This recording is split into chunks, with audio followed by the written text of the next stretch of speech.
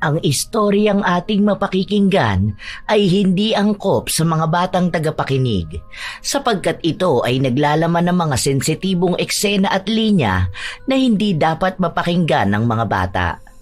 Ang ibang parte ng istorya ay naglalaman ng mga mararahas na salita at hindi kaaya-aya sa pandinig. Kaya patnubay ng nakatatanda ay kailangan. Tarantado ka, matandang hukluban ka! Wala namang ibang may galit sa amin kundi ikaw eh. Kaya alam kong gumaganti ka.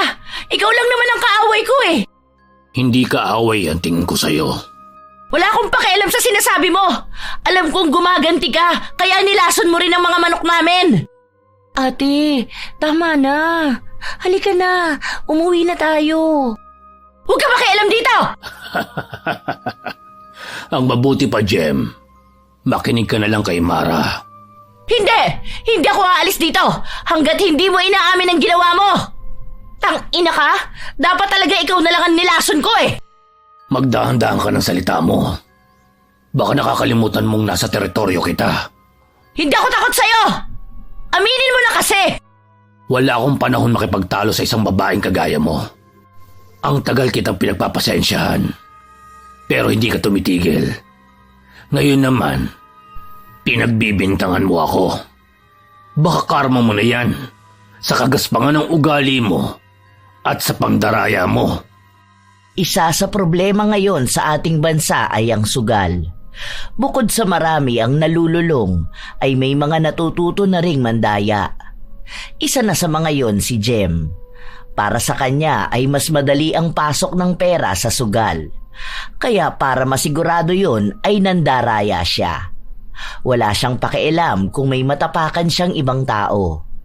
Ang mahalaga sa kanya ay uuwi siyang laging panalo. Ngunit dahil sa masamang gawain na yon, ay may mapeperwisyo siyang isang tao na magiging dahilan ng kanyang pagbagsak. Tinuruan siya nito ng leksyong hinding-hindi niya makakalimutan. Ano-ano kayang kaparusahan ang igagawad sa kanya? Paano kaya niya haharapin ang kanyang kaparusahan? Halina at sabay-sabay nating pakinggan ang istorya ng mandarayang sugarol na si Jem. Mara, halika rito sa kwarto sandali. Sandali lang po, hinaan ko lang po muna yung apoy ng niluluto ko. Yun nga ang ginawa ni Mara.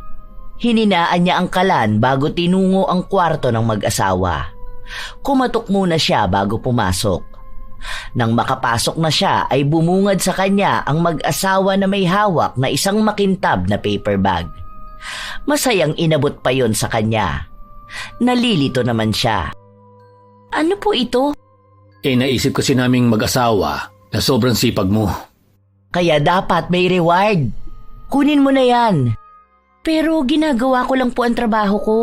Isa pa, malayo pa po ang aking kaarawan. Ay nako, basta kunin mo na. Kunin mo na. Baka mag-aladragon na naman si Ate Jem mo. Sige po. Ano po ba ito? Buksan mo, dali. Paniguradong kailangan mo yan. Magagamit mo rin yan sa pasukan. Binuksan ni Mara ang paper bag. Nagulat siya nang makita ang isang box ng cellphone. Cellphone? Ano, nagustuhan mo ba? iPhone 10 yan. Naku, ang mahal po nito. Hindi ko po matatanggap to. Kunin mo na. Sige ka. Magtatampo sa'yo ang Ate Jem mo. Pero... Ay nako, walang pero-pero. Walang nagawa si Mara kundi ang tanggapin ang regalo ng mag-asawa. Masayang masaya naman si Jem. Dahil para sa kanya, kapatid na niya ang dalaga. Bata pa lang ang dalaga ay kilala na niya ang pamilya nito. Sapagkat dati ring kasambahay sa mansyon nila ang nanay ni Mara. At malaki ang tiwala ng kanyang pamilya sa mga ito. Naputo lang naman ang pagsisilbi ng nanay ni Mara nang aksidente itong nadula sa hagdan at tumama ang balakang. Naging sanhi yun para hindi na ito payagang magtrabaho ng doktor. Kung masaya si Jem para kay Mara, ay higit namang masaya ang asawa niyang si Bon na hindi sa sugal na punta ang pera na kinita nila sa naibentang manok. Alam mo, mahal, Natutuwa ako sa ginawa mo. Ginawa? Alin? Ang regaluhan si Mara? Matagal naman na nating napag-usapan yan, di ba? Na-delay na nga eh. Kung nag-champion lang sana tayo last week, naku, baka nung ko pa siya nabilhan. Magaling din kasi mag-alaga talaga ng manok si Mang Torio. Ay nako mahal, baka kamo kung ano-anong ini-inject niya sa mga yon kaya ang kukunat. Anong magaling dun? Tsamba lang yun.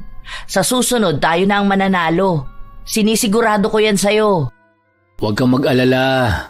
Mas gagalingan ko ng pag-aalaga ng mga manok para manalo tayo sa susunod. Basta pag nanalo tayo gusto ko ng bagong set ng alahas. May nakita ako sa pinagbibilhan ko. Ang ganda. Tapos 24 karat pa. Basta ba, hindi ka na mag-i-spin eh. Ayos lang sa akin.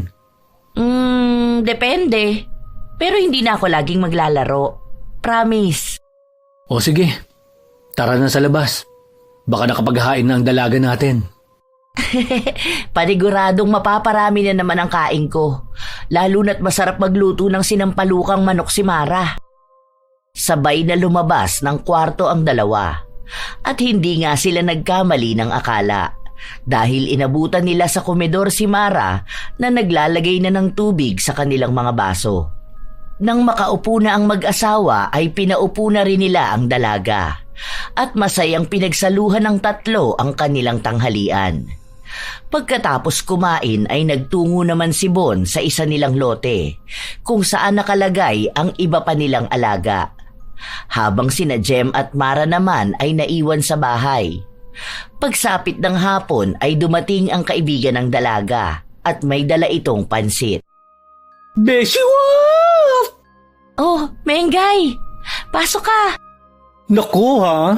Hindi rin naman ako papayag na hindi mo ako papasukin. Isusumbong kita kila madam. Madam talaga? Ano ba yan dala mo? Ay, may dala akong pansit pang merienda natin.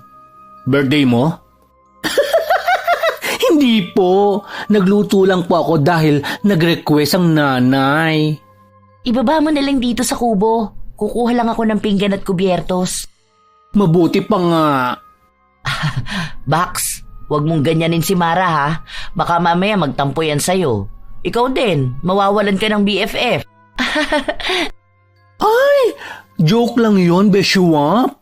Ikaw lang ang friendship ko. OA to, wala naman akong planong i-unfriend ka. Sana lagi tayong ganito. Masaya lang. Mengay, ano kaya kung dito ka na rin? Sasahuran na lang kita buwan-buwan. Para naman may kasama si Mara sa paglilinis dito sa amin. Oo nga, Bax. Para naman matutong mag-enjoy ang batang to. Panay na lang trabaho ang nasa isip eh.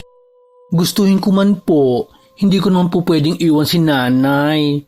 Lalo na po ngayon na hindi niya na kayang gumalaw nang hindi nakaupo sa wheelchair. Heto na ang mga pinggan. Kain na tayo. Ito naman? Nagdadrama pa ako eh. Panira ka talaga ng moment. Baka gutom ka lang. Kumain ka na ng luto mong pansit. Ay, sige na nga. Kain na po tayo. Ay, masarap po yan, Kuya Bon, Ate Jem. Talaga ba? Mas masarap pa sa luto ni Mara? Ay, hindi naman po. Ano naman po ang labang ko sa master chef nyo? Pang-international magluto yan eh. Sobra ka naman. Hindi naman ganun. Nagluluto lang ako with love. Chusera ka? With love? Wala kang love life eh. Natawa ang mag-asawa sa kakulitan ng matalik na kaibigan ni Mara. Normal na yon sa tuwing kasama nila ang makulit na si Mengay. Habang si Mara naman ay napapailing na lang sa kanyang kaibigan, sapagkat batid niyang mahilig talaga ito magpatawa. Kaya nga kahit magkabaligtad sila, ay magkasundo sila. Kahit pa nga magkaiba sila ng ugali. Lumipas pa ang mga araw at wala namang kakaibang nangyari sa buhay nila. Maliban na lang nang biglang tawagin ni Jem si Mara pagkaalis ng asawa nito. Mahal, aalis na muna ako. Maiwan na lang kayo ni Mara rito sa bahay. Maliitang taya lang naman ang sabong na pupuntahan ko. Okay, pero pag nainip ako susunod kami ha. Ikaw ang bahala. Tawagin niyo na lang muna si Mengay para may kasama kayo. Okay, mahal. Ipanalo mo ang laban, ha? Gusto ko mamili ng mga stocks natin. Bakit? Ubos na ba? Hindi pa. Pero may gusto kasi akong ipaluto kay Mara eh. Okay. O sige na. Punta na ako. Matapos mag-goodbye kiss ni Bon ay umalis na ito. Kumakaway pa nga si Jem nang mailabas na ng kanyang asawa ang kotse na dala nito. Nang masiguradong nakaalis na talaga ang kanyang asawa, ay tinawag niya si Mara. Dali-dali namang lumapit ito sa kanya. Bakit po, Ate Jem? Samahan mo ko magpa-cash in. Maglalaro ako hanggat wala ang kuya mo. Magsusugal ka po? Huwag ka nang kumontra. Hindi naman malalaman ng kuya mo kung hindi mo sasabihin. Sige po. Tara, gamitin na lang natin ang Montero. Sakay ng itim na Montero, nagtungo sila sa pinakamalapit na 7-Eleven at nagpakarga ng pera sa GCash account ni Jem. Nang matapos sila roon ay umuwi na rin sila. Pagdating pa lang sa bahay ay nagsimula ng magsugal sa cellphone ang ginang. Dahil wala namang magawa si Mara, ay pinaghanda na lang niya ito ng kape. Sanay na siya na sa tuwing maglalaro ito ay hindi mawawala ang kape at sigarilyo. Lumipas pa ang mga araw at panay na ang sigaw ng ginang sa sobrang tuwa, sapagkat ang inilagay niyang 5,000 ay lumago at naging 50,000. Sabi ko na nga ba, swerte talaga ako ngayon. Sana si kuya mo rin para paldo tayo. Ay teka, babalatuhan kita.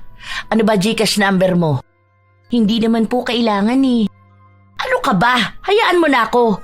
Maganda rin na makaipon ka. Para naman sa pasukan, mabili mo lahat ng gusto mo. Napapakamot na lang sa ulo si Mara. Wala siyang nagawa kundi ang ibigay dito ang GCash number niya. Wala pang 5 minuto ay pumasok na sa kanya ang 5,000 na ipinadala ni Jem. Pagkatapos nun ay muli itong naglaro ng sugal sa cellphone. Huminto lang ang ginang nang marinig niya ang paparating na sasakyan ng kanyang asawa. Ibinaba niya ang aparato at saka sinalubong ang kararating lang na Ginoo. Masaya ring ibinalita nito ang pagkapanalo sa sabong. Sinabi pa ng lalaki na hindi sumali si Mang Torio. Dahil doon ay nagkaroon ng masamang balak si Jem. Maghihintay lang siya ng malakihang sabong. Hindi naman siya naghintay ng matagal, sapagkat lumipas lang ang 5 araw ay nakatanggap sila ng imbitasyong lumaban sa isang malaking cockfight. Mahal, aalis muna kami ni Mara ha. Mamimili lang kami ng mga babaunin natin bukas. Sige, bumili ka na rin ng mga babaunin nating inumin.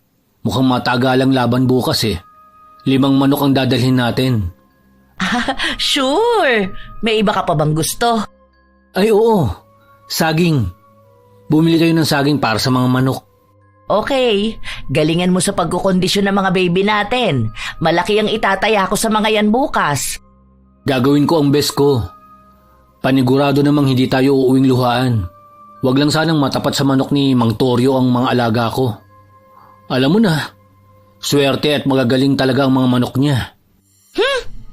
Mas magaling ka rin sa matandang yon. Tsamba lang naman ang mga panalo niya eh. Ikaw talaga. Lumakad na nga kayo. Baka mamaya mag-iba na naman ang mood mo. Fine. Mara! Tara na! Nailista mo na ba ang mga bibili natin? Opo, nailista ko na lahat. Very good! Sakay ng Montero ay tinungo nila ang isang pawn shop.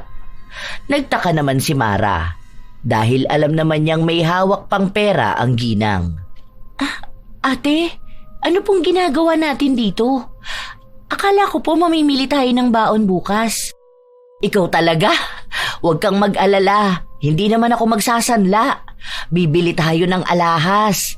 Reregaluhan ko rin ang kuya mo. At pati tayo. Aba dapat meron din tayo, di ba? Hindi naman pwedeng siya lang. Hindi ko naman po kailangan ng alahas eh. Ngunit hindi siya pinansin ni Jem. Bumaba lang ito at dumiretso papasok, kaya naman walang nagawa si Mara kundi ang sundan ang ginang. Inabutan niya itong namimili na ng kwintas para sa asawa. Pagkatapos nun ay pumili naman ito ng banggel para sa sarili. At katulad nga ng sinabi ng ginang ay binilhan siya ng makapal na singsing nito. Nagulat pa siya, lalo na nang magbayad ang babae, dahil mahigit sa 60,000 ang ibinayad nito. Batid man niyang maluho ang ginang ay nagulat pa rin siya sa paraan ng paggastos ng babae. Nakakahiya naman po. Hindi ko naman po kailangan ng bagay na ito. Ano ka ba? Wala ka naman ang magagawa. Nabayaran ko na eh. Isa pa, hindi mo naman maisasanlayan dahil wala ka pa sa tamang edad. Kaya wala ka ng choice. Baka po masanay ako sa ganito. Ikaw din po ang mamumroblema niyan. Huwag kang mag-alala. Handa akong tustusan ka. Basta kapag mag-aasawa ka, dapat mayaman para may pang-maintenance. Nagtawaan na ng dalawa. Pagkagaling doon ay sakalang sila nagtungo sa Landers. Binili nila ang lahat ng nasa listahan ng dalaga. Kumuha pa si Jem ng ibang gamit para kay Mara. Pagkatapos ay bumalik na sila sa bahay. Ngunit bago pa sila makarating doon, ay nadaanan nila ang manuka ni Mang Toryo. Dali-daling ipinarada ni Jem ang sasakyan sa isang sulok. Pagkatapos ay bumaba at kinausap nito ang tagapag-alaga ng matanda. Kitang-kita ni Mara na inabutan ng pera ang lalaki. Pagkatapos nun ay nakangising bumalik sa sasakyan ang ginang at muling nagmaneho ito pauwi sa bahay. Kinabukasan ay nagtungo sila sa Pateros at lumaban. Isinama na rin nila si Mengay. Naku! Naaamoy ko na yung pagkapanalo natin. Mukhang mahihina naman ang mga manok ng kalaban. Don't worry ate, magre-ritual ako sa pagkapanalo natin. Ano ka? Mangkukulam? No! Aswang ako no, humihigop ako ng lakas ng mga lalaki. Yak! Kadiri ka talaga. Oy, tama na yan. Tara na ron, magsisimula na ang laban. Una ang isang manok natin. Mengay, itaya mo to sa puti. Ay, shala! 50 kyaw ka agad! Of course! Mananalo tayo eh. Yun nga ang ginawa ni Mengay. Nang magsimula ang laban ay panay naman ang sigaw ni Jem. Hampasin mo! Yan! Yan! Paniguradong panalo na to! Ate Jem, mag-ingat ka po. Yon! Nadali mo! 1, 2, 3! Yes! Sabi ko na nga ba mananalo tayo eh! Mara, samahan mo si Mengay. Kunin niyo ang panalo natin. Pupuntahan ko lang ang kuya niyo. Tumalima naman ang dalawa. Nang makuha na nila ang panalong pera, ay bumalik na sila sa quarter kung saan nakapwesto ang lahat ng manok at gamit nila. Inabutan nilang masayang nag-uusap ang dalawa. Ang galing talaga, mahal ko! Panalo na tayo sa manok! Panalo pa tayo sa taya! Masaya akong nananalo tayo. Pero huwag ka namang tumaya ng ganung kalaki. Nakakatakot eh. Lalo na at sa 2 hits ito. Kailangan nating matalo si Mang Toryo para maka-champion tayo. Tapos, yung 3 nating manok pang 3 hits naman. Kaya, kalma-kalma lang sa pagtaya. Ate, eto na po yung panalo. Hawakan mo muna. Baka ikaw ang swerte ko eh. Alam mo na, ikaw ang lucky charm namin ng kuya mo. Mahal, abutan mo na sila ng balato. Para kung gusto rin nilang tumaya, manalo sila. Mara, abutan mo na ng 2-5 si Mengay. Ihiwalay mo na rin yung para sa'yo. Salamat po. Ay, bongga! May pa 2-5 ka agad! At may kasunod pa yan. Dahil sigurado ako na dire-diretso ang swerte natin today. Maiuuwi rin natin ang title ng pagkakampyon. Kaya isipin nyo na kung saan nyo gagamitin ang magiging pera nyo ngayon. Ilang sandali pa ay muli nang nagsimula ang laban. At katulad ng sinabi ni Jem ay nanalo sila. Hindi lang isang championship ang naiuwi nila, kundi 2. Dahil din doon ay nakaipon sina Mara at Mengay ng mahigit sa 10,000. Ganon kagalante si Jem pag nananalo sa mga sugal. Kinabukasan ay inaya niya ang mga ito na mamili. Ngunit tumanggi si Mengay at sinabing ibinigay niya ang pera sa kanyang ina. Dahil doon ay inabutan siyang muli ng 3,000. Magkaganon pa man ay hindi pa rin ito sumama. Kaya 3 lang silang nagpunta sa lugar na gusto ng ginang. Mahal, idaan mo sandali sa Karat World. Bibili ka na naman ng alahas? Di ba kabibili mo lang noong nakaraang araw? Kukunin ko lang yung order ko. Samahan mo ako, Mara. Halos sabay na bumaba ang dalawa. Hindi naman sila nagtagal doon. Dahil totoong kinuha lang nila ang order ni Jem. Pagkagaling doon ay dumiretso sila sa mall. Kumain na muna sila sa Burger King bago sila nagpunta sa bilihan ng mga appliances. Bibili ako ng bagong oven. Lalagyan din natin ng TV at aircon ang kwarto mo. Tapos ang pangarap ko na coffee at ice cream maker. Hindi naman po kailangan ng TV at aircon eh. Ay nako, pabayaan mo na ako. First time na natalo natin si Mang Toryong, kaya dapat mag-celebrate tayo. Mahal, itabi natin ang iba nating napanalunan para makaipon tayo. Oo na. Basta bibilin ko ang sinabi ko. Yung ibang matitira, ipapasok ko sa bank account natin. Ayos na ba? Ay, ikaw na nga ang bahala. Ayoko makipagtalo sa'yo dahil alam kong hindi naman ako mananalo sa'yo. Tama! Mabuti alam mo. Halika na, Mara. Tulungan mo akong mamili.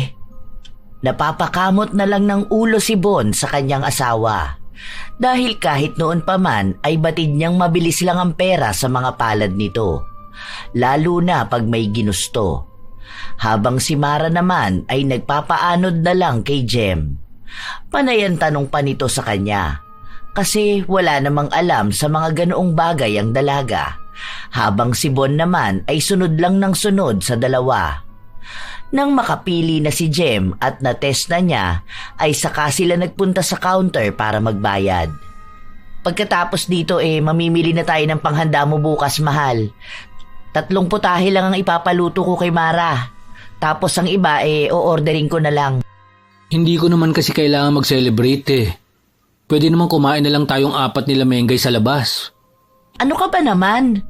Pagkakataon na natin na mas mapalapit sa mga kakumpetensya natin sa negosyo, maging sa mga tauhan ng sabungan. Hindi naman natin kailangan ng mga ganun. Huwag mo na akong kontrahin. Yun ang gagawin ko. Naiintindihan mo ba? Hindi na kumontra pa si Bon, kaya nang mabayaran na nila ang mga pinamili, ay nagpresenta na ang lalaki na siya na lang ang magdadala sa sasakyan ng mga pinamili. Hindi naman na kumontra ang asawa nito at dumiretso na sa grocery. Doon ay namili ang ginang ng pang spaghetti, pang fried chicken at pang pika-pika at alak. Kinabukasan ay naging abala na sina Mengay, Mara at Jem sa paghahanda. Dahil hapon pa naman ang selebrasyon ng kanyang asawa. Bandang 3:00 ay dumating na rin ang mga order na ibang putahe at lechon. Kaya naman wala pang 4:00 ay handa na ang lahat.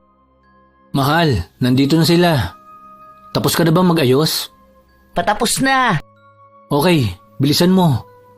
Para makapagsimula na tayo. Hindi naman nagtagal ay lumabas na rin si Jem. Malaki ang kanyang mga ngiti na babatiin sana ang mga nagpunta. Pero nahinto siya nang makitang kausap ng kanyang asawa si Mang Toryo. Kaya naman tinawag niya si Mara. Mara! Bakit po, Ate Jem? Bakit nandito si Mang Toryo? Inimbitahan po yata siya ni Kuya Bon. Ganun ba? Sige, kumain na rin kayo ni Mengay. Pagkatapos magpahinga na muna kayo. Opo.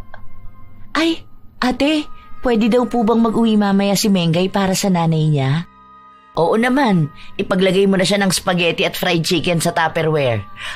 Para naman hindi sa nasandok-sandukan na siya kumuha. Salamat po, ate.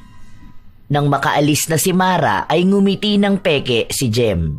at lumapit sa dalawang lalaking nag-uusap. Ngumiti naman sa kanya ng pabalik si Mang Torio bago ito nagpaalam na uupo kung nasaan ang iba pang bisita. Pagkaalis ng may edad na lalaki ay hinarap naman niya ang kanyang asawa. Anong ginagawa niya rito? Inimbitahan ko. Mabait naman si Mang Torio eh. Isa pa, nagpapaturo ako sa kanya ng ibang teknik sa pag-aalaga ng mga manok. Bakit? Bobo ka ba? At hindi marunong mag-alaga ng manok? Mahal, birthday ko naman eh. Wala akong pakialam. Ako nga lang ang may gustong maghanda ka eh. Tapos simpleng bagay hindi mo man lang naisip na hindi ako komportable sa karibal natin. Ikaw lang naman ang nag-iisip ng ganyan eh. Hindi naman kakompetensya ang tingin sa atin ni Mang Torio. Ano ko ba naman? Inis na nag-walk out si Jem. Bumalik ito sa kwarto at nagsugal na lang sa cellphone niya. Nawala na kasi siya ng ganang makihalubilo sa mga bisita. Habang ang asawa niyang iniwanan ay napahilamos na lang sa kanyang muka. Ilang beses din itong napabuga ng hangin bago asikasuhin ng mga bisita. Lumipas pa ang mga oras at nag-uwian na ang mga bisita. Pagpasok pa lang ni Bon sa kanilang kwarto ay sinalubong na siya ng unan na ibinato ni Jem. Mahal, ano na naman ba? Buisit ka! Dahil sa inis ko sa'yo natalo tuloy ako sa spin. Bakit ba kasi lagi ka nalang walang pakialam sa nararamdaman ko? Sinabi ko na sa'yo na tigilan mo na ang sugal na yan. Tapos ngayong natalo ka, ako ang sisisihin mo? Dahil ikaw ang malas sa buhay ko. Simula nang makilala kita, panay na kamalasan ang inabot ko. Ako pa nga ang namuhunan sa mga manok na yan. Nanunumbat ka na naman ba? Mahal, ginagawa ko naman ang best ko para mapalago ang negosyo natin. Alam kong hindi ako lumaking mayaman katulad mo. Pero wag mo naman akong ganyanin. Basta! Wala ka silbi! Hindi ka rin naman mabubuhay nang wala ang pera ko. Ang mabuti pa, maghiwalay na lang tayo. Mahal, wag mo naman gawin sa akin to. Wala naman ako nagawang mali eh. Ikaw! Isa kang malaking pagkakamali! Mahal naman, pag-usapan natin ito ng maayos. Hindi! Ayaw kita kausapin. Uuwi na ako sa amin. Jem, bakit ka ba ganyan?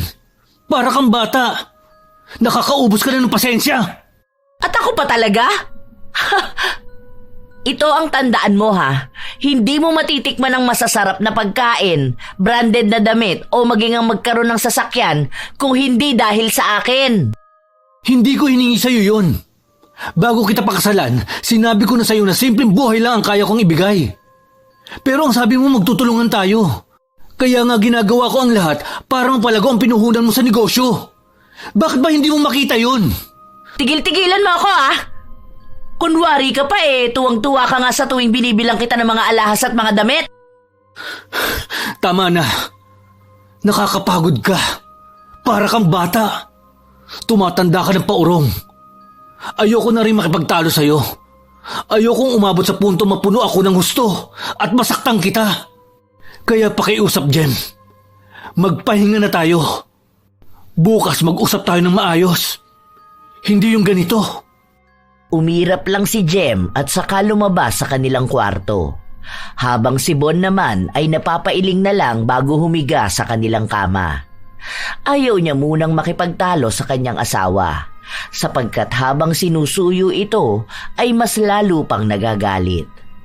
Nang lumalalim na ang gabi at nakatulog na siya, ay hindi niya namalayang umalis pala sina Jem at Mara.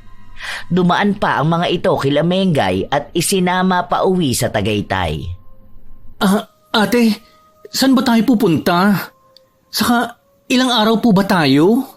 Pupunta tayong Tagaytay. Baka doon na muna kami ni Mara. Maghahanap pa ako ng ibang bahay na malilipatan. Pero huwag ka mag-alala dahil naipaalam na kita sa nanay mo na isasama kita ng 3 araw. Ihahatid ka na lang namin ni Mara pabalik. Sa ngayon samahan niyo na muna ako. Ate, ano na naman po bang nangyari sa inyo ni Kuya? Tarantado kasi yun eh. Alam niyang mabigat ang loob ko kay Mang Torio. Tapos inimbitahan pa niya na hindi man lang ipinapaalam sa akin. Wala naman pong masama doon. Baka gusto lang po ni Kuya na makipagkaibigan sa kanya. Mukhang mabait naman po si Mang Toryo eh. Wala akong pakialam kung mabait siya. Basta para sa akin, balakid siya sa mga pagkapanalo namin sa sabong. Mabait po si Mang Toryo. Bata pa lang po ako, kilala na siya sa lugar namin. Hindi bilang magmamanok, kung hindi sa tulong na ibinibigay niya sa mga kababayan namin. Kung mapikon kaya ako sa inyong dalawa at ibaba ko kayo sa kung saan? Ay, wag po. Baka ma-rape ang beauty ko. Ate, totoo lang po ang sinasabi namin. Naku, Beshua, huwag ka na magsalita. Baka ibaba talaga tayo ni Madam sa kung saan. Tama. Matulog ka na lang muna, Mara, para makapag-concentrate ako sa pagmamaneho. Wala namang nagawa ang dalaga, kundi itikom na lang ang kanyang bibig. Kilala rin naman niya si Jem, at alam niyang matigas ang ulo nito. Hindi rin marunong makinig sa sinasabi ng iba. Magkaganon pa man ay hindi naman niya ito malayasan sapagkat nakakaipon siya ng malaki sa mga ibinibigay nito sa kanya.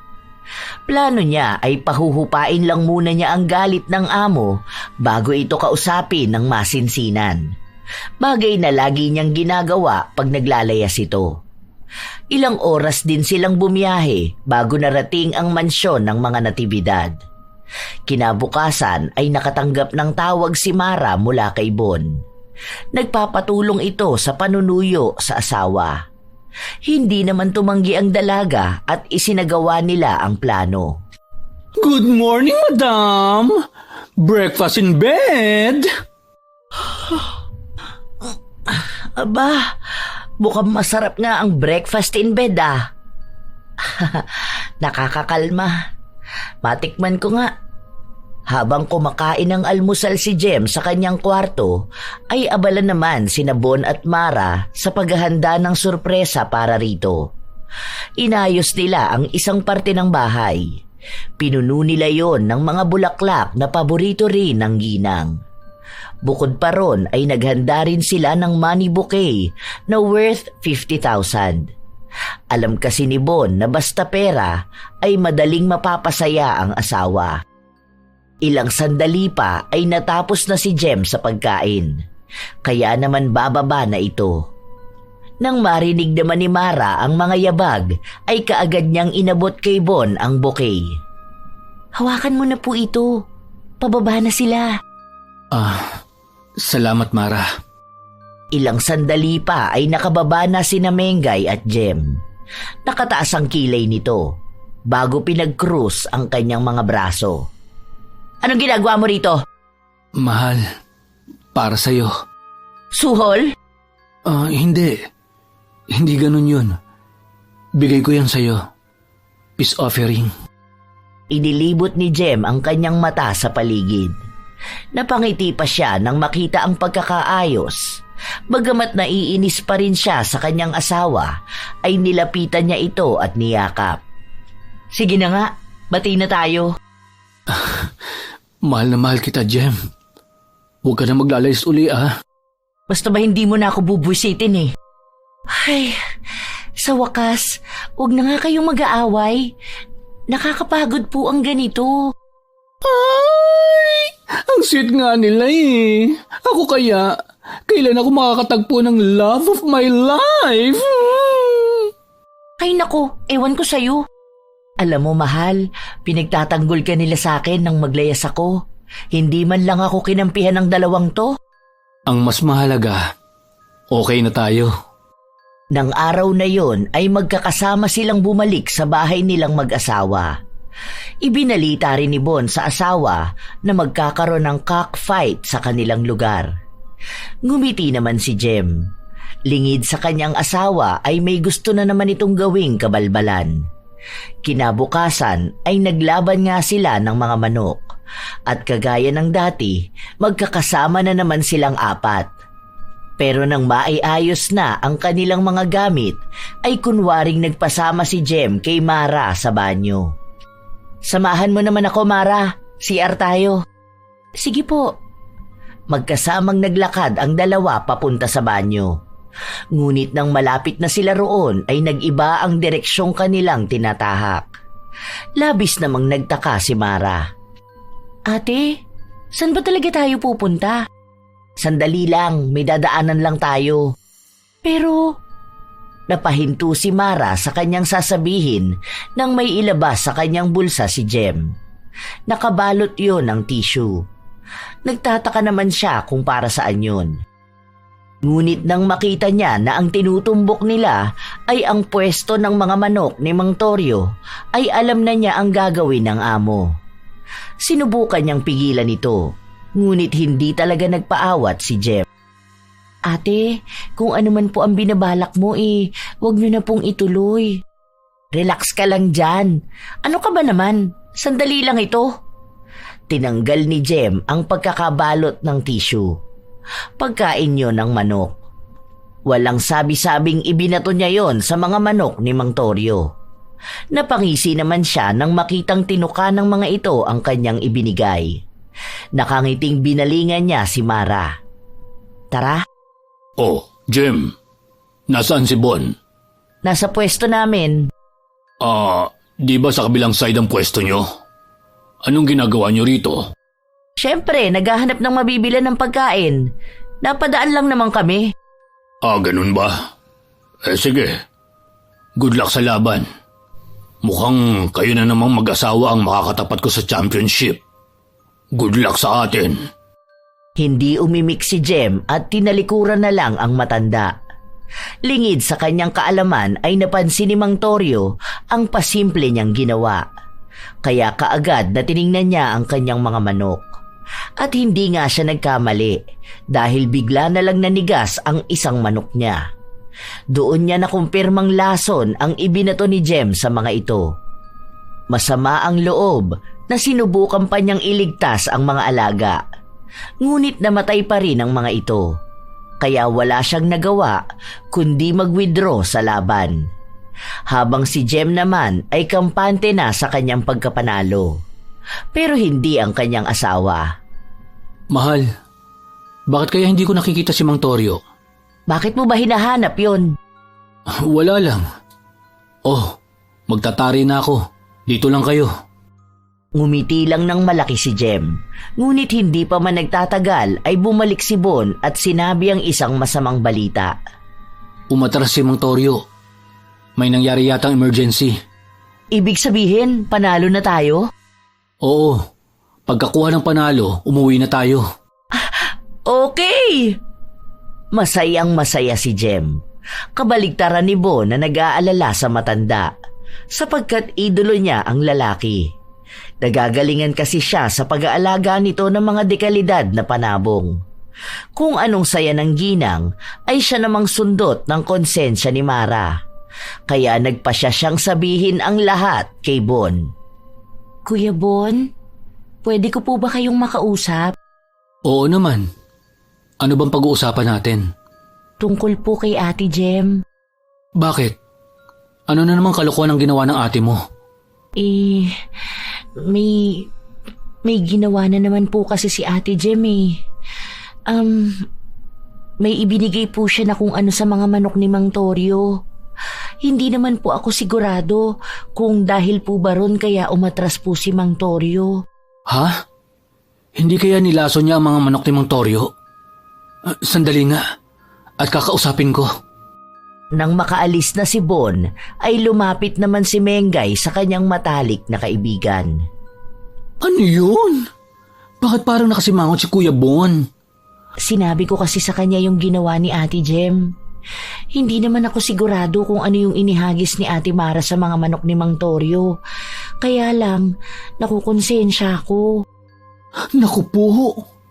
Alam mo ba na may usap-usapan tungkol kay Mang Toryo? Ha? Anong ibig mong sabihin? Ganito kasi yun. Totoong mabait si Mang Toryo. Pero usap-usapan na may kaalaman daw sa itim na mahika ang matanda. Kaya nga walang kumakalaban sa kanya ng personalan. Isa pa, walang may lakas ng loob. Wala rin naman kasing ginagawang masama ang matanda. Ha? Bakit ngayon mo lang sinabi? Paano to? Baka mamaya magalit siya kay Ate Jem. Hindi naman ako sigurado ron. Pero yun kasi ang chismis. Alam mo naman ng mga tao, lahat na lang gagawa ng istorya. Ay, Paano kung totoo? Hindi naman siguro. Kaya huwag ka nang kabahan. Mabait naman si Mang Toryo. Kahit na ano pa ang sabihin ni Mengay, ay hindi mawala-wala ang kaba sa dibdib ni Mara. Habang ang mag-asawa ay taimtim na nag-uusap. Hindi naman nag-aaway ang mga ito. Ano bang sinasabi mo, mahal? Sagutin mo na lang kasi ang tanong ko. May kinalaman ka ba sa pag-atras ni Mang Toryo sa laban? Pinagbibintangan mo ba ako? Hindi naman. Gusto ko lang malaman ang totoo. Fine. May kinalaman nga ako. Napipikon kasi ako sa kanya eh. Mahal, hindi mo dapat na ginawa yun. Gusto ko lang naman na mag-champion ulit tayo eh. Mahal, mas masarap manalo kung patas ang laban. Para naman sa atin ang ginawa ko. Galit ka ba? Hindi ako galit. Ayoko lang ng ganong klaseng laban. Mahal, wag mo nang uulitin yun ha. Opo. Promise? Promise. Niyakap ni Bon ang kanyang asawa at hinalikan ito sa tuktok ng kanyang ulo. Bagamat maayos ang kanilang naging pag-uusap, ay nakadama pa rin ng galit at inis si Jem kay Mang Toryo. Kaya naman may iba na naman siyang binabalak. Lumipas ang mga araw at hindi pa rin nawawala ang inis niya sa matanda. Kaya naman walang pagdadalawang isip na isinama niya si Mara sa manukan ng matanda. Hindi naman niya nadatnan doon ang sadya, kaya nagbago ang kanyang planong pakikipagharap dito. Nakakainis talaga yung matandang yun. Ha? Kanino ka na naman po ba naiinis? Kanino pa ba? Di kay Mang Toryo. Wala naman po siyang ginagawang masama sa atin Kahit na. Pangalang-pangalang niya nabubwisit na ako. Ano po bang ginagawa natin dito sa manukan niya? Basta, nagbago na ang plano ko. Plano? Anong plano? Hindi kaagad sumagot si Jem. Inabala nito ang kanyang sarili sa paghahalungkat sa kanyang bag. Nang makita niya ang lagayan ng sleeping pills niya, ay may nabuong ideya sa kanyang isipan. Itinaktak niya ang bote at saka kinuha ang pulburang laman ng ilang piraso. Isinama pa niya ang nasa isang supot na hindi ininom dahil yon ay nakalalason, at saka siyang ngumiti ng malaki. Dapat kakausapin ko na lang siya na lumayo na sa aming mag-asawa. Pero dahil wala naman pala siya rito, may iba na lang akong gagawin. Ano na naman po bang gagawin niyo? Huwag ka nang maingay. Panoorin mo na lang ako. Huwag mo na pong ituloy. Sabi sa akin ni Mengay, may kakayahan sa itim na mahi kasi Mang Toryo. Nagpapatawa ka ba? Ano siya, mangkukulam? As if naman matatakot ako sa ganong bagay. Duh! Pagkasabi nun ay bumaba na siya sa sasakyan. Palingon-lingon pa siya sa paligid kung may tao. Nang walang nakita ay kaagad siyang pumasok sa loob ng manukan. Dumiretso ang ginang sa isang maliit na drum na nasa kubo. Pinuksan niya yon at laking tuwa niya nang makitang pagkain pala yon ng mga manok. Dali-dali niyang inilagay ang pulbos na gamot at hinalo yun. Pagkatapos ay nagmamadali siyang bumalik ng sasakyan. Nang makapasok na sa sasakyan ay pinaharurot niya yon. Kasabay nun ay ang malakas niyang tawa, habang ang kasama niyang dalaga ay napapailing na lang. Lumipas pa ang mga araw, laging masigla at masaya ang ginang. Lalo na nang mabalitaan niya na halos naubos ang mga manok sa isang farm ni Mang Toryo. Isang makulimlim na araw ay dumalaw si Mengay. Nagkataon naman na tanging sina Jem at Mara lang ang naroon. Hoy Mengay, mabuti nandito ka. Parang nagkikrave kasi ako sa special sandwich ni Mara. Baka pwede mo naman siyang tulungang gumawa. Tapos nood tayo ng Netflix. May mga bagong release. Ay, bet ko yan. Ang sarap ng gumawa ng sandwich ng BFF ko. Tapos may caramel onion pa. Caramelized onion, hindi caramel union. Parehas lang yun. Ay, kayo talaga. Sige na, galaw-galaw. Ako naman gagawa ng smoothie natin. Saka maghahanda na ako ng chips. Ay, bongga! Kaagad namang kumilos ang mga ito at gumawa ng kanilang merienda. Habang nagpiprito ng bacon si Mara, ay hindi niya napigilang ikwento ang balita kay Mengay. Kaagad namang nag-react ang Becky. Talaga? Ano daw ang dahilan? Ang sabi-sabi, baka napeste daw. Pero ako, iba ang palagay ko. Ichika mo yan sa akin. Ano sa palagay mo totoong nangyari? Sasabihin ko sa'yo, pero sa ating dalawa lang ha. Oo naman, ano ba yun? Nung nakaraan, nanggaling kami ni Ate Jem sa manukan ni Mang Torio. Pumasok siya ron. Sinubukan ko naman siyang pigilan. Kaya lang, napakatigas ng ulo. Bakit? Anong ginawa ni Madam? Nilagyan niya ng pampatulog at ng silica gel desiccant ang pagkain ng mga manok. Ano? Naku! Paano na lang kapag nalaman ni Mang Torio ang ginawa niya? Baka mamaya gantihan siya. Di ba sinabi ko na sa'yo na may samang kukulam yun? Paano na lang kung kulamin niya tayo? Hoy! Ano pinag-uusapan niyo dyan? Bulungan pa kayo ng bulungan? Madam, totoo po ba na may alam kayo sa nangyari sa manukan ni Mang Torio? Ang galing ko, di ba? Wala man lang siyang kamalay-malay na ako palang may gawa. Hala ka, Madam. Hindi po ba sinabi sa inyo ni Mara ang sinabi ko na may alam sa itim na mahika matandang yon? Sinabi niya. Pero hindi naman totoo yun. Ano ka ba? Totoo po yun. Baka mamaya gantihan ka po niya. As if naman kaya niya. Isa pa, hindi ako magpapatalo, no? Gosh! Natatakot po talaga ako para sa inyo. Ipagdasal na lang natin na usap-usapan lang ang tungkol sa itim na mahika na yan. Ang ipagdasal nyo bumuhos pa ang blessing sa atin. Malay nyo, girls, someday maging mayaman tayong lahat. By the way, bilisan nyo na dyan at parating na ang in-order kong smoothies natin. Nakakatamad kasing gumawa. Parehas na napailing ang magkaibigan sa inasta ni Jem.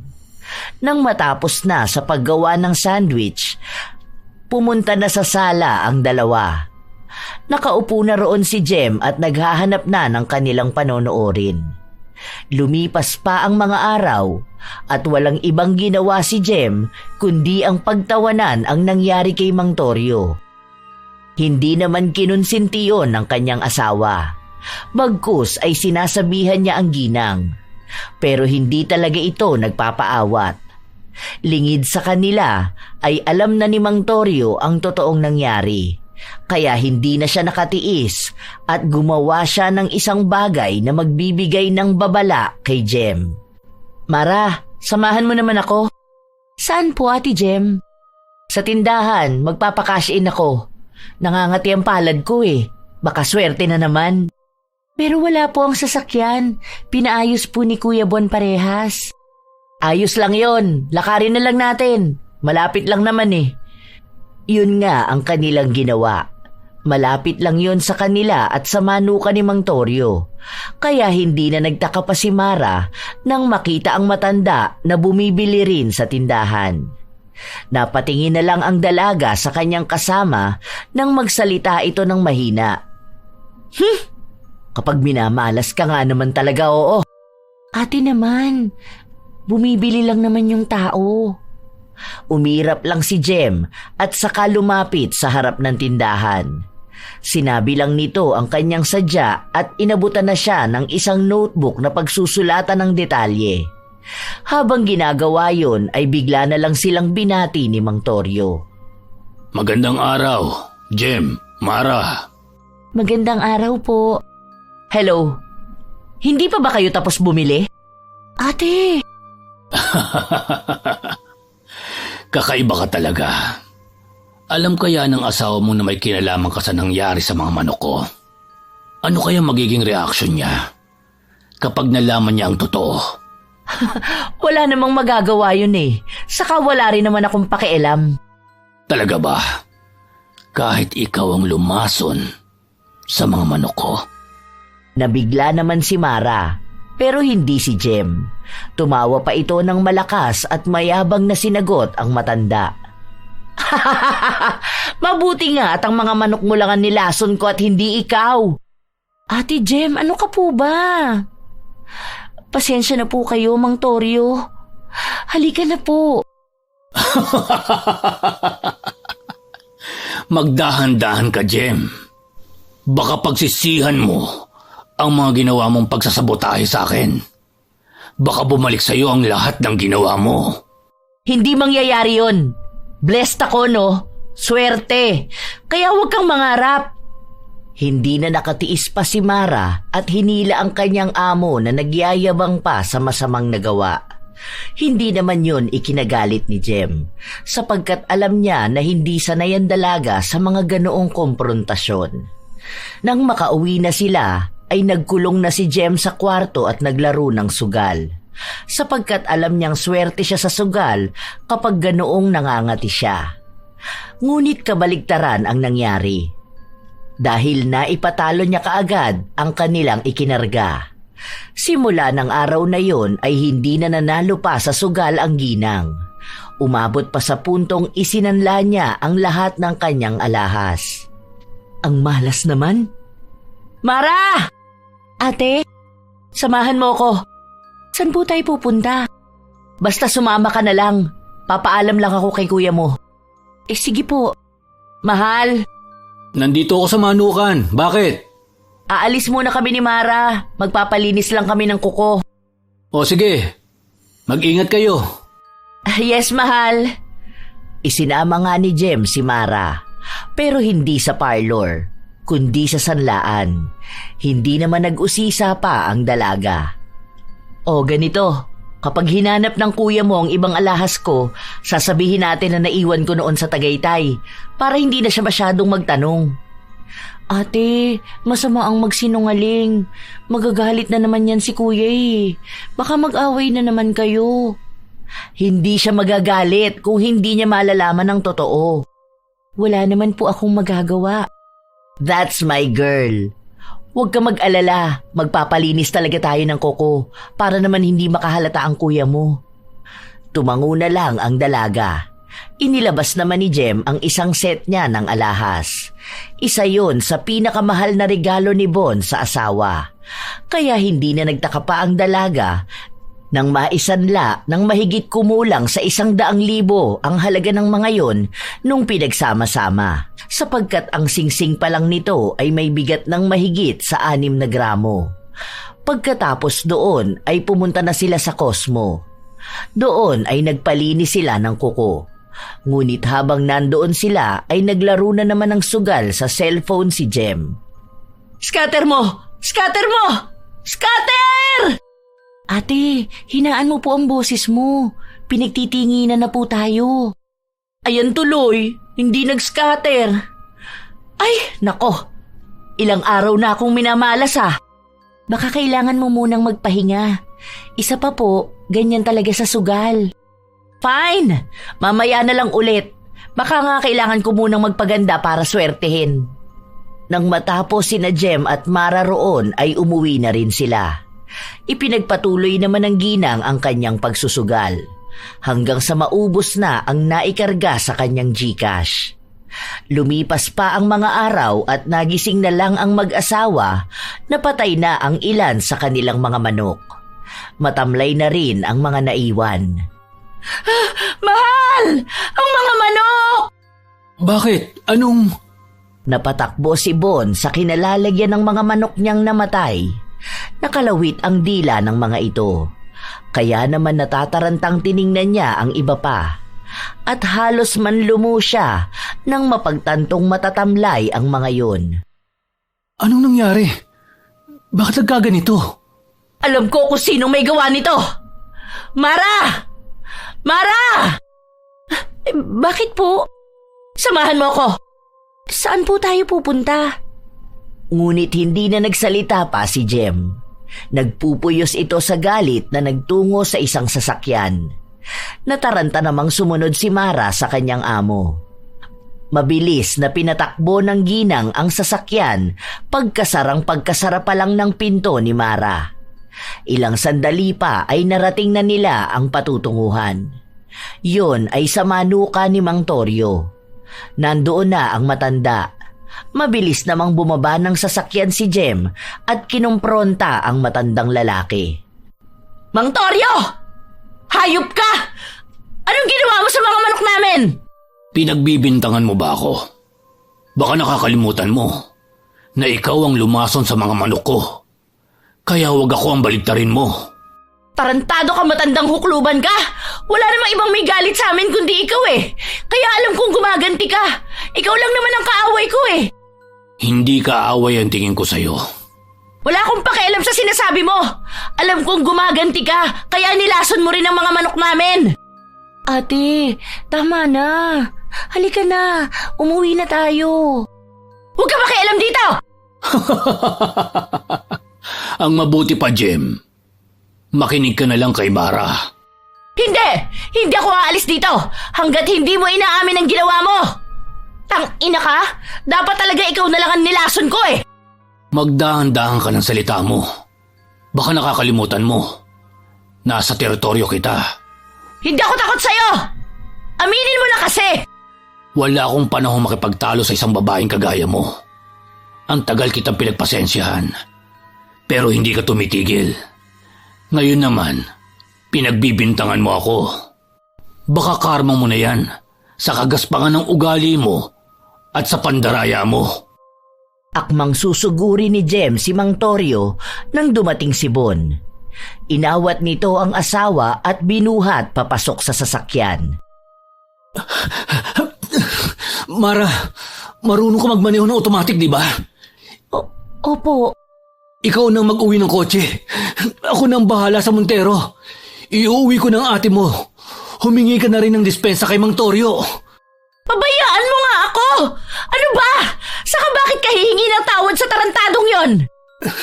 Pwede bang tama na? Nanlalaki ang mga mata ni Jem nang sumigaw ang kanyang asawa. Dahil sa tagal ng pagsasama nila, ay ngayon lang sumigaw ito na may galit. Kaya naman pinigil niya ang kanyang sarili na sagutin ito at mga tuwiran. Habang si Mara naman ay lumapit kay Mang Toryo at humingi ng tawad sa ginawa ng kanyang amo. Mang Toryo, pasensya na po talaga kayo. Pinapaabot rin po ni Kuya Bon ng sorry. Mabait ka. Mabait si Bon. Hindi ko alam kung sang lupalop ba nagmula ang Jem na yan. Pasensya na po talaga kayo. Matapos mag-usap ng dalawa ay umuwi na si Mara. Dinat na naman niyang tahimik ang mag-asawa. Pero panay naman ang bulong ni Jem. Habang si Bon ay inaasikaso ang matatamlay na manok, pati na rin ang mga namatay. Lumipas pa ang mga oras, pero wala pa ring imika ng mag-asawa. Kahit pa nga sa hapagkainan. Nang sumapit na ang gabi ay bigla na lang dumaing si Jem na sobrang init. Mahal, lakasan mo nga ang aircon. Napakainit eh. Hindi naman mainit ah. Iligo mo na lang kaya. Sige na nga, nangangati nga rin ako eh. Yun nga ang ginawa ni Jem. Naligo siya at kinuskos ng mabuti ang balat. Sandaling napawi naman nun ang init at pangangating nararamdaman niya. Habang sa bahay naman ni Mang Toryo ay abala ito sa kanyang ginagawa. Hawak niya ang larawan ni Jem. Kasabay nun ay ang pag-usal nito ng isang dasal. Wala rin siyang hinto sa pagpapadaan sa kandila ng larawan. Nang matapos siyang mag-usal ng mga salita ay ibinaba niya ang hawak. Sumusobra ka na. Matapos mong isabotahe ang mga laban ko, nagawa mo pang lasunin lahat ng mga manok ko. Hindi ka pa nakontento at ipinahiya mo pa ako sa sarili kong teritoryo.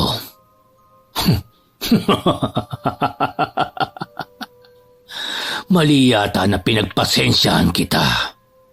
Dapat pala, nung una pa lang, Binigyan na kita ng leksyong hindi mo makakalimutan.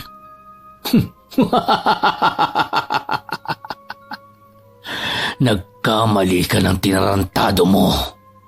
Sa bagay, ano lang naman ba ang kaunting kati sa katawan at mabahong amoy?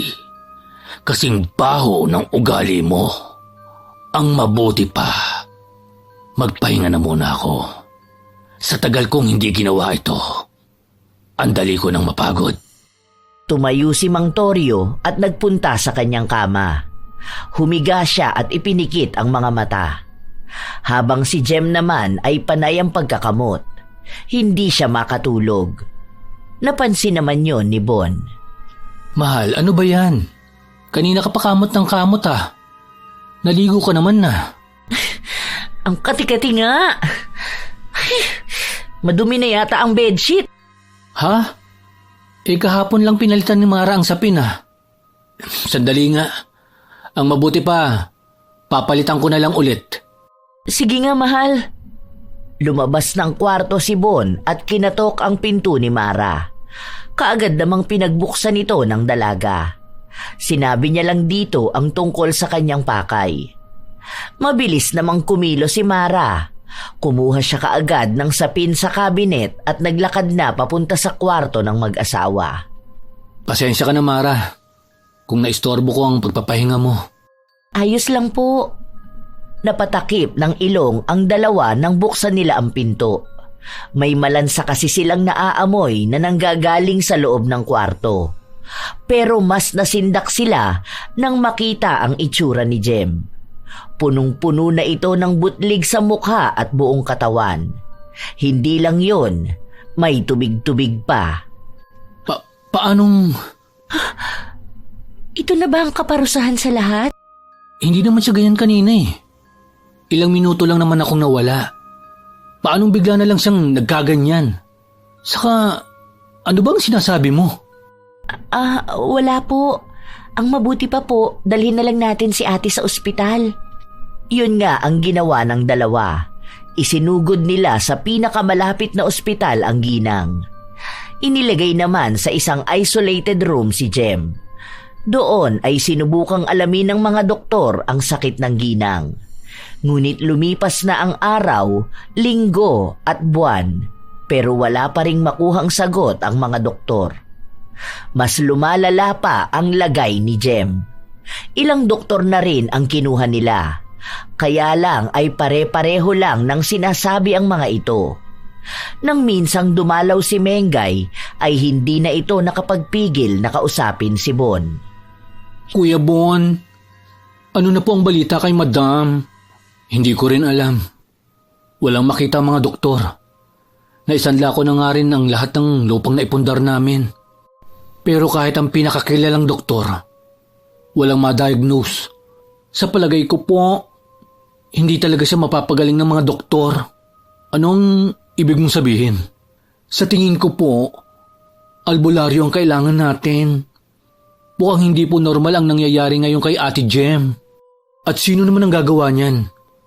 Wala naman kaming kaaway. Hindi po kaya si Mang Torio? Ilang beses na po kasi siyang inaway ni Ate Jem eh. Si ate rin po ang nanlason sa mga manok niya. Binayaran pa niya ang tauhan ni Mang Torio para pilayin ang manok na panlaban ng matanda. Ano? Ginawa ni Jem ang lahat ng yun? Siya rin ang nanlason sa mga manok ni Mang Torio? Ano bang nangyayari sa'yo, mahal? Bakit ginawa mo ang mga bagay na yun? Baka nagalit po sa kanya si Mang Torio. Balitang-balita pa naman po na may alam sa itim na mahika ang matanda. Pero huwag ka po mag-alala, kuya. May kilala po ako magaling na manggagamot. Sige, samahan mo ako. Puntahan natin. Mara, maiwan ka na muna rito. Magkasamang umalis sina Bon at Mengay. Pumunta sila sa isang albularyo. Ngunit ang inaasahan nilang makakatulong sa kanila ay tinanggihan lang sila. Hindi man maintindihan ni Bon ay hindi rin sila sumuko. Nag-ikot pa sila at naghanap ng ibang albularyo. Hindi naman sila nabigo sapagkat may isang tumanggap sa kanila. Ngunit napakatipid lang ng sinabi nito. Iyon ay kailangang magsisi si Jem sa lahat ng mga pagkakamaling nagawa niya. Pero kilala ko po ang asawa ko. Mataas ang pride nun. Paniguradong mahihirapan akong makumbinsi siya. Ngunit kahit anong iyak at pakiusap ni Bon na humanap ng ibang lunas, ay naging matatag ang pahayag ng albularyo. Dahil yun lang daw ang tanging paraan para kusang mawala ng bisa ang kulam na ginawa kay Jem. Habang sa ospital naman ay pinapasok ng doktor sa loob ng kwarto si Mara. Sinabi lang nito sa kanya na yun daw ang request ng pasyente. Nagpasalamat lang si Mara at saka lumabas ang doktor. Ate Jem, laban lang Gagaling ka rin. Ito na yata ang kaparusahan sa masamang ugali ko. Mukhang ito na rin ang ikamamatay ko. Ayoko man aminin. Pero natatakot ako. Gusto ko pang mabuhay. Kung humingi na lang kaya tayo ng tawad kay Mang Torio. Ikaw talaga. Hanggang ngayon ba'y naniniwala ka pa rin sa sinabi ni Mengay? Isa pa, malaki na ang kasalanan ko sa kanya. Mas madadagdagan lang ang kasalanan ko kung sa kanya ko naman isisisi ang lahat. Mabait si Mang Torio at pakiramdam ko, maiintindihan naman po niya. Tama ka naman. Ako lang talaga ang nagpalala. Napakabuti niya. Kahit pa nga alam niyang nilason ko ang mga manok niya. Kung makakapunta lang sana ako sa kanya, hihingi talaga ako ng tawad. Para kung sakaling mamatay ako, hindi ganon kabigat ang nararamdaman ko. Naawa naman si Mara sa kalagayan ng kanyang amo. Totoong masama ang ugali nito, ngunit alam din niyang hindi ito ganon kasama. Dahil mabait naman ito sa kanya. Bukod pa ron ay tumutulong din ito sa iba. Lumipas pa ang mga araw. Hindi maintindihan ng mga doktor o maging nila Bon ang unti-unting pagkatuyo ng mga butlig na nagtutubig sa katawan ni Jem. Lumalakas na rin ito. Nailipat na rin nila sa isang normal na kwarto. Kasabay nun ay ang bigla ang pagdalaw ni Mang Torio sa ginang. Mang Torio? Ano pong ginagawa niyo rito? Ano pa? Di dumadalaw. Pasensya na po. Nagtatanong ako ng obvious naman ang sagot. Kumusta na ba ang lagay ni Jem? Unti-unti na pong bumubuti. Sana po mapatawad niyo na si ate sa lahat ng pagkakamali niya. Nagsisisi naman na po siya. Hindi naman ako galit sa kanya. Isa pa, mukhang natutunan na niya ang mga pagkakamali niya. Sana lang, wag na siyang umulit. Mang Torio, ikaw po ba yan? Ako nga, walang iba. Ang mahigpit mong katunggali. Mang Torio, sana po mapatawad ninyo ko sa lahat ng nagawa ko. Nagsisisi na po talaga ako. Alam ko na ngayon ang mga pagkakamali ko. Sa oras po na gumaling ako, patutunayan ko po na hindi na ako ang dating Jem. Mabuti naman kung ganun. Dumaan lang talaga ako para kamustahin ang lagay mo. Paparoon na rin ako at kukuha ko ng mga bagong aalaga ang manok. Maraming salamat po sa pagdalaw. Magpagaling ka na. Ang hihina ng mga nakakalaban ko sa sabong. Namimiss ko na kayong kalaban. Simula ng araw na yon ay mas lalo pang bumuti ang lagay ni Jem. Ilang araw lang ang lumipas at nakalabas na rin siya ng ospital na parang walang nangyari. Madalas din na nakakasama na nila si Mang Torio at bilang pambawi sa nagawa sa matanda ay niregaluhan niya ito ng mga bagong manok. Tinatanggihan man yun ng matanda ay hindi nagpatalo ang ginang. Naging masaya sila na parang isang pamilya. Marami sa atin ang nabubulag sa tawag ng pera, lalo na kung sa madali ang paraan.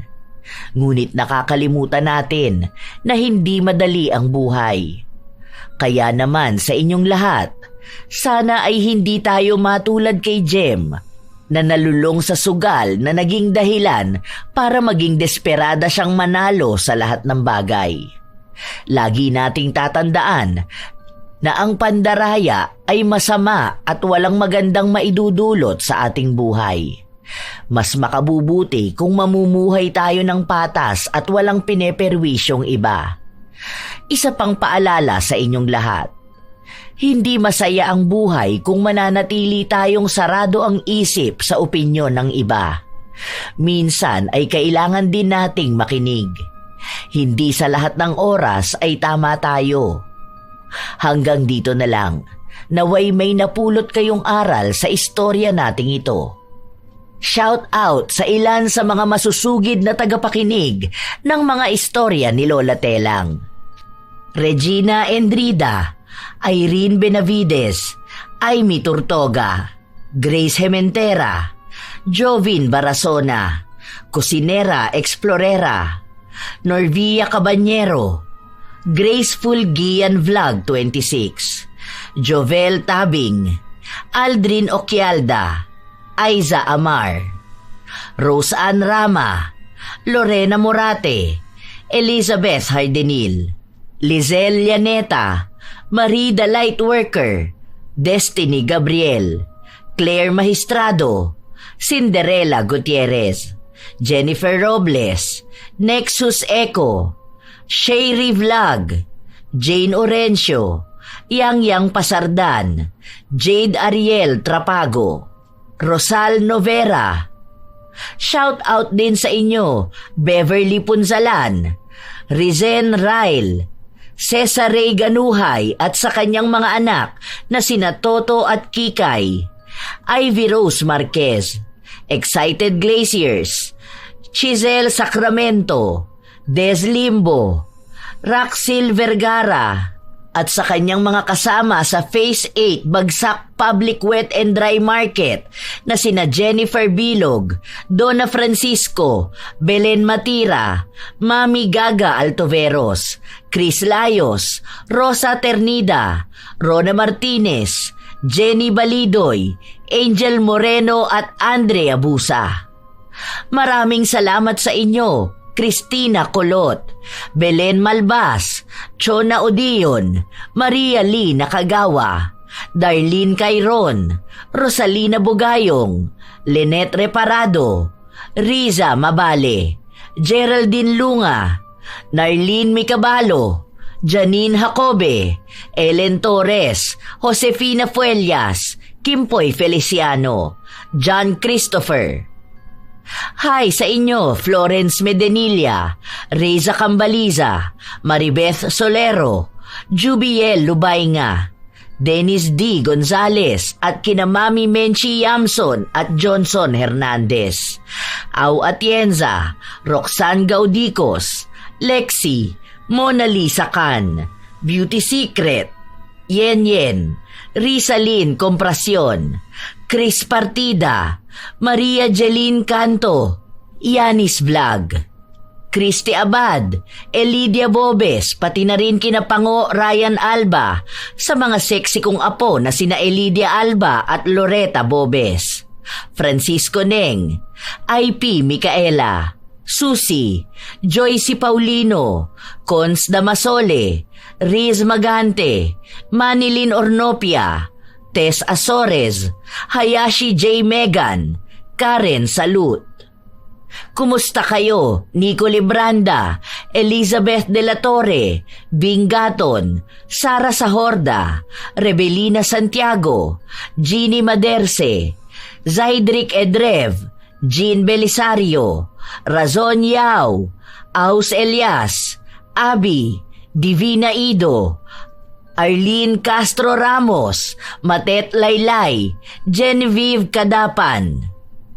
Shout out kina Era Sera, Hermes Santiago, Jerica Famularcano, Rubilin Undrade, Joe de la Cruz, Nenita Lim, Barret Pekit, Aya Tamia, Shael Elias, Jessie May Heraldizo, Wilma Leses, Nora Mejia, Charlene Drez, Tim Ong It, Jenilyn Jacobe, Elizabeth Dunca, Nicole Bernardo at sa Bernardo family, kina Joanne, Jojo, Joyce Ann at Loida. Lita Dorico at sa Alipio family, kina Catherine, Angelo at Amor.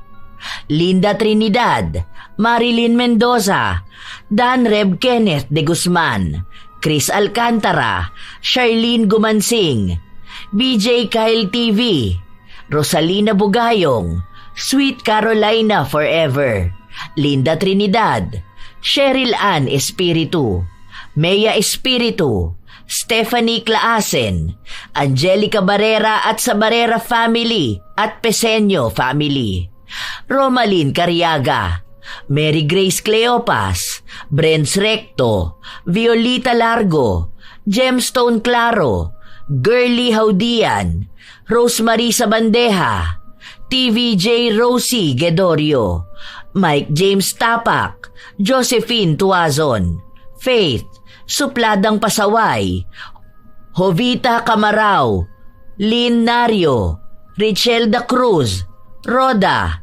Al, Aisha Shaiba at sa mga anak niyang sina Rhea Lynn, Renz at Ren Lee Tangko, Jennifer Solares, Riz Magante, Noah Kulit, Judy Ann Makaiba, Catherine Bisig, Carol Makalindog at shout-out daw kina Joanna Hoson, Cecil Pasno, Jeffrey Makalindong, Carol Makalindong at Kayselin Pasno. Rona Pet Cain, Adventurous AU, Angelica Urbano, Meg Zia, Maria Benitez, Beng Calyos, Joan Sulit, Lydia Lopez, Vanessa Magikay, Rain 0506, Teresa Dominguez, Jeneline Uruga, Teacher Johanna, Jack Ramos, DYM Sports, Riza May Tungala, Rean Vargas, Maya Bing, Gladys de los Santos at sa mga anak niyang sina Axel Prince Lavin at Marco Colminas, Milrose Galvez, Marian Delta Fuente, CLCK Ham, Agata, Yelin Libona, Gomartan, Flora Edeher, Biyahe ni Mary, Corazon Federizo, Maria Antoinette Eva, Marlene Guevara, Elizabeth Sabariza, Tess Aguilar. Belated happy birthday kina Lani Azurin at Mary Jane Rico noong August 19. Happy birthday naman kila Carlo Tagapan at Supladang Pasaway sa August 22. Shout out din sa lahat ng mga miyembro ng Mariqueño Anglers, lalong-lalo na sa kanilang artistahin at poging presidente na si Pres Mark Gabriel. Ito ang inyong Lola Telang at maraming salamat sa lagi niyong pakikinig mga apo.